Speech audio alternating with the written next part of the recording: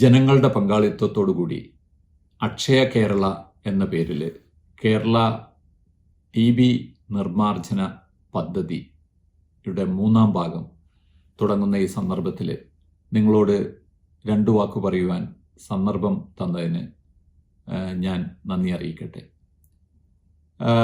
TB നമുക്കൊക്കെ അറിയാം, വളരെ കാലമായിട്ട് മനുഷ്യരാശിയെ ബാധിച്ചുകൊണ്ടിരിക്കുന്ന ഒരു രോഗമാണ്. ഇപ്പോഴും ലോകത്തിൽ എത്രയോ പേർ TB കൊണ്ട് കഷ്ടപ്പെടുന്നതും അതേപോലെ തന്നെ മരിച്ചു പോകുന്നതും നമുക്കറിയാം. ഒരുപാട് കുട്ടികൾ TB രോഗം മൂലം ഇന്ത്യയിലും അതേപോലെ തന്നെ മറ്റ് രാജ്യങ്ങളിൽ, പ്രത്യേകിച്ചും ആഫ്രിക്കൻ രാജ്യങ്ങളിലൊക്കെ മരിച്ചു പോകുന്നുണ്ട്.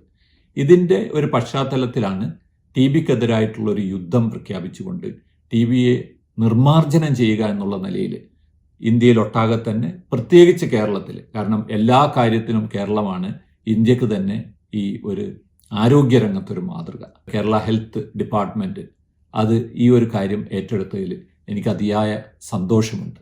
TBയുടെ ഏറ്റവും വലിയ പ്രത്യേകത അത് ആരും അറിയാതെ അത് ദേഹത്തിൽ കിടക്കുമെന്നുള്ളതാണ്. അപ്പോൾ ഇത് കണ്ടുപിടിക്കുവാൻ ലാബ് ടെസ്റ്റുകളും മറ്റുമൊക്കെ വേണ്ടി വരും. ആ ഒരു നിലയിൽ കൂടുതൽ കേസുകൾ കണ്ടുപിടിക്കുക എന്നുള്ളതാണ് ഇതിലൊരു പ്രധാനപ്പെട്ട ഒരു കാര്യം. അതേപോലെ തന്നെ ഇതിൽ TB ഉള്ള ആൾക്കാർക്ക് അവരുടെ വീട്ടിൽ തന്നെ, അല്ലെങ്കിൽ അവർക്ക് ഏറ്റവും അടുത്ത സ്ഥലത്ത് അവർക്ക് മരുന്ന് കിട്ടുവാനുള്ള ആ ഒരു സൗകര്യം ചെയ്യുക, ഇതും ഇതിൻ്റെ ഒരു ഭാഗമാണ്. അതേപോലെ തന്നെ TBയിൽ നിന്നുള്ള മരണം അത് ഇല്ലാതാക്കുക എന്നുള്ളതാണ് ഇതിൻ്റെ ഒരു പ്രധാനപ്പെട്ട ഒരു മുദ്രാവാക്യം തന്നെ, പ്രത്യേകിച്ച് കുട്ടികളിൽ.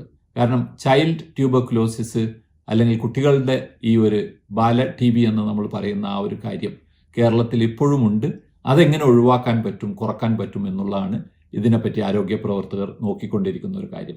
നാം താമസിച്ച് കഴിഞ്ഞാൽ ഒരുപക്ഷെ ഈ കോവിഡിൻ്റെ ഒക്കെ തന്നെ ആ ഒരു ഇമ്പാക്റ്റ് കുറഞ്ഞു വരുമ്പോൾ TB കൂടുതൽ ശക്തമാവുമോ എന്നുള്ളൊരു പേടി കൂടി നമുക്കുണ്ട്.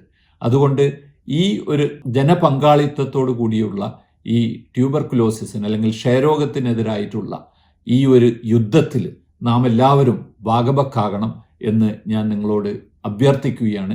എനിക്കുറപ്പുണ്ട് കേരളം ഇന്ത്യക്ക് തന്നെ ഒരു മാതൃകയായിക്കൊണ്ട് ഒരു ക്ഷയരോഗ വിമുക്ത കേരളമായിട്ട് മാറാൻ പറ്റും എന്നുള്ള ഒരു സാധ്യത, അല്ലെങ്കിൽ ആ ഒരു ഉറപ്പ് എനിക്ക് മനസ്സിൽ തോന്നുന്നുണ്ട്. നല്ലത് വരട്ടെ.